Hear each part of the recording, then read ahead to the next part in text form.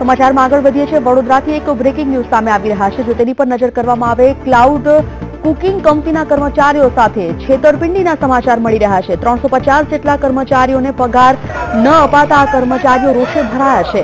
છાણી police સ્ટેશનમાં 80 કર્મચારીઓ એકઠા થયા છે અને પોલીસ સમક્ષ ફરિયાદ નોંધાવી છે। કંપનીના 2 એમડીની પોલીસે ધરપકડ પણ આ અંગે કરીને કાયદેસરની કાર્યવાહી હાથ ધરી છે। પીએફ ઓફિસ સાથે પણ છેતરપિંડી સામે આવી છે।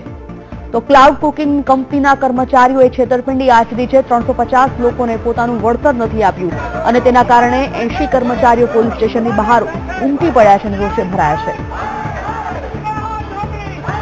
વીટીવી સંવાદદાતા માનુ ચાવડા જોડાઈ ગયા છે વડોદરાથી, તેઓ સાથે વાતચીત કરીએ।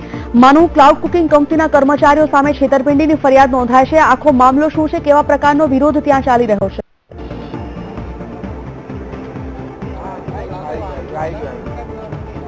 સંજીવની, આ છેલ્લા 3 વર્ષથી દશરથ ગામમાં ચાલતી આ કંપની છે। અન્ય કંપનીઓમાં જમવાનું પહોંચતું કરતી આ કંપની હતી, એટલે એની સાથે 350 જેટલા કર્મચારીઓ જોડાયેલા છે। આ કર્મચારીઓને છેલ્લા 2.5 મહિનાથી એમનો પગાર ચૂક્યો નથી। આ ઉપરાંત એકાદ વર્ષથી આ જે કર્મચારીનું પીએફ કાપ્યું છે, પણ કંપનીના જે સંચાલકો છે એમને પીએફ ઓફિસમાં પીએફ જમા કરાવ્યું નથી। અલગ અલગ રીતે 2 કેસ આ કંપનીના વિરુદ્ધમાં થઈ રહ્યા છે। અત્યારે આ કર્મચારીઓએ જે કંપનીના સંચાલકો છે ત્યાં સામાન લેવા આવે ત્યારે એમને પોલીસને જાણ કરી અને પોલીસને હવાલે કર્યા છે। કર્મચારીઓ પણ મોટી સંખ્યામાં એકત્રિત થયા છે। આપણે કર્મચારીઓ સાથે જ વાત કરીએ, શું સ્થિતિ છે? ખાસ કરીને આ કંપનીમાં ક્યારથી તમે કામ કરો છો અને આ શું રજૂઆત છે, શું સ્થિતિ છે? હું 2.5 વર્ષથી એ કામ કરું છું, 3 વર્ષ થઈ ગયા મને, અને હું એ કંપનીનો મેન શેફ છું। અને આ કંપની અત્યારે 1 વર્ષથી એનો પીએફ નથી ભરેલો છે અને 2.5 મહિનાથી પગાર નથી આપી કોઈને, અને અત્યારે 16 તારીખે કંપની બંધ કરી નાખી છે અને કોઈને જાણ કરે વગર, કોઈ સ્ટાફને જાણ નથી કરી કે અમે કંપની બંધ કરીએ છીએ અને જમવાનું બધું બંધ કરીએ, અને બધા સિનિયર સ્ટાફ કોઈ આવતો નથી। સંજીવની, આ કર્મચારીઓને જાણ કર્યા વગર જ કંપનીના શટર પાડી દીધા છે। કર્મચારીઓને એમના જે પગાર છે પણ આપ્યા નથી। કર્મચારીઓની સ્થિતિ શું છે? ખાસ કરીને તમારી કેટલા સમયથી પગાર નથી મળ્યો, કેટલા પૈસા લેવાના બાકી? 3 મહિનાથી પગાર નથી મળ્યો। શું સ્થિતિ હતી કંપનીમાં અત્યારે? ચાલુ હતી અને ચાલુ કંપનીને જ કંપની બંધ થઈ ગઈ છે, કશું જાણ કર્યા વગર જ। જે ક્લોઝર નોટિસ આપી જોઈએ એ પણ નથી આપી અને છેલ્લા 4 વર્ષથી બોનસ પણ નથી આપ્યું કંપનીએ।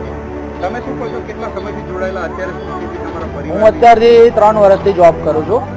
પીએફ આ લોકોએ મારો લગભગ 5-6 મહિનાનો બાકી છે, પણ આ લોકોનો છે એ લગભગ 1 વર્ષથી બાકી છે, જે કોન્ટ્રાક્ટ લેવલ પર કામ કરે છે ને એ બધાનો।